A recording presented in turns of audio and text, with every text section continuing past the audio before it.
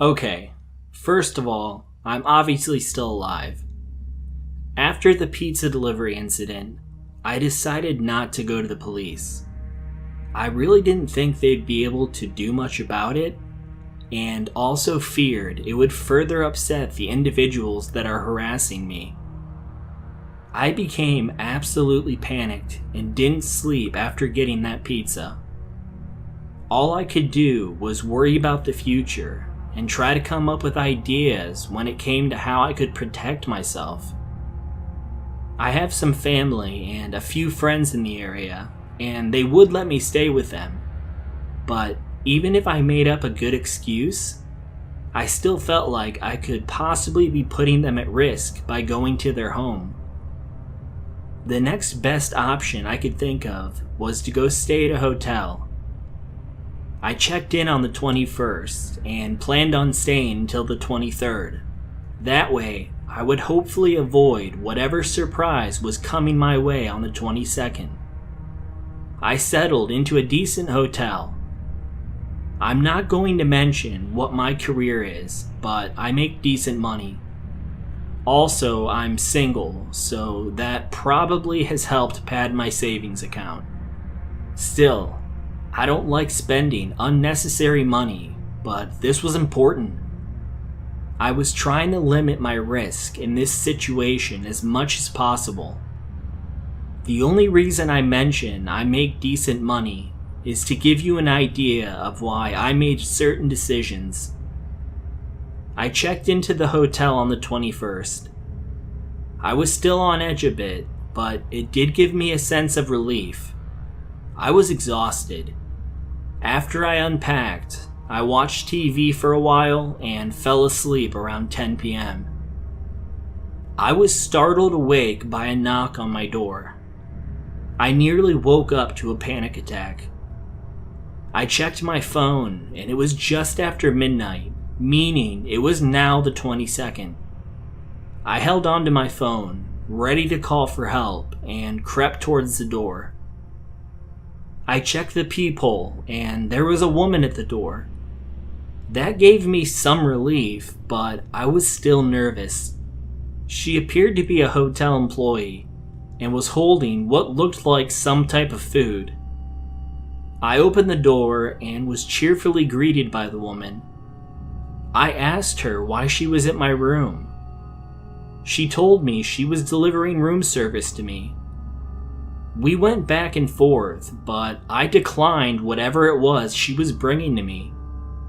I had just gone through this the other night with a pizza delivery, and I didn't even want to know what she was bringing me. I shut the door and sat on the bed. The hotel I was at did have 24-hour room service, and it was possible that they made some type of mistake. But deep down inside, I knew they found me. They were watching me and saw me come to this hotel.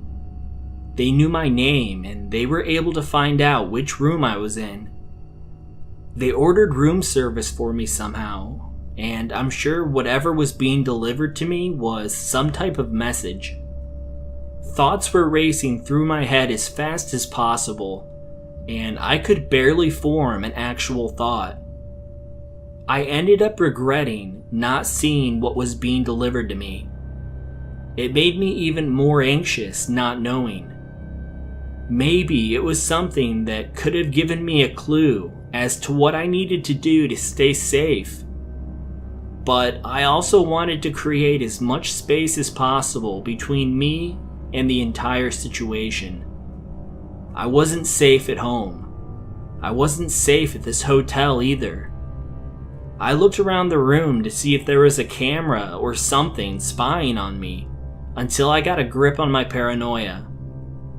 I spent the next hour trying to come up with a solution. Out of desperation, I did something rather dumb. I got onto Craigslist and posted an ad looking for a bodyguard. I didn't know who would respond, if anyone, or if they were at all qualified. But having someone with me would definitely make me feel better. After several long hours of looking through the peephole on the door, looking out the windows, and questioning every sound, I'd gotten a few replies to my ad. Most of them seemed very odd and not at all qualified to protect someone, but there was one reply that caught my eye. His name was Jeff.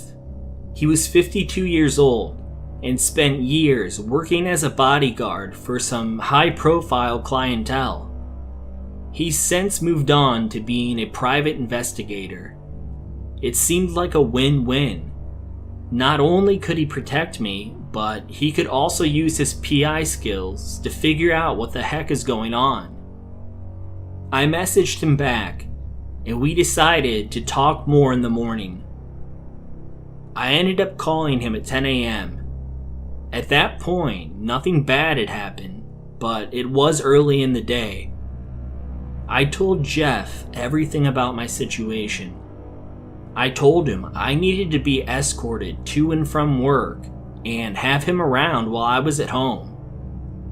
His rate he charged to do all this was extremely high, but I had to ask myself, what is my life worth? If I end up dead soon, all of that money I have saved up isn't worth anything to me anymore. Jeff and I ended up coming up with an arrangement, and he showed up several hours later. I was even more relieved when I met him in person. He was a big guy, had a license to carry a firearm, and had several other items to use as defense. We ended up moving to a different hotel. For one, we thought switching locations would help, and two, we needed a room with more than one bed. I gave him the money for the room, and he booked it under his own name to further help hide where we were. Jeff and I got along well enough, although it was a bit awkward hanging out with a guy old enough to be my dad. We mostly spent time watching TV while mixing in the occasional weird small talk. Around 6 p.m., we decided to get dinner. Jeff didn't want me leaving the hotel with him and possibly being seen.